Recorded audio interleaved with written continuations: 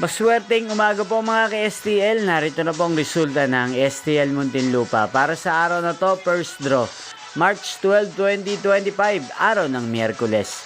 Naway ang mga natayaan niyo po mga numero kanina ay manalo nawa ngayong umagang ito, 11 AM. Kaya't kunin niyo na po ang inyong mga tickets. Narito na po ang resulta.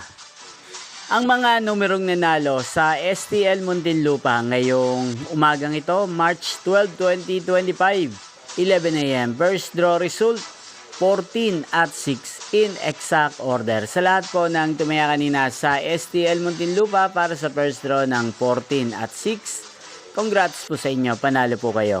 At ngayong umagang ito sa STL Muntinlupa, atin pong i-shoutout si Ate Mena ng Muntinlupa. Shoutout po sa inyo, Ate Mena. Sana po ay manalo rin ang mga numerong tinatayaan nyo sa STL Muntinlupa. At sa lahat po ng mga taga Muntinlupa dyan, shoutout po sa inyo.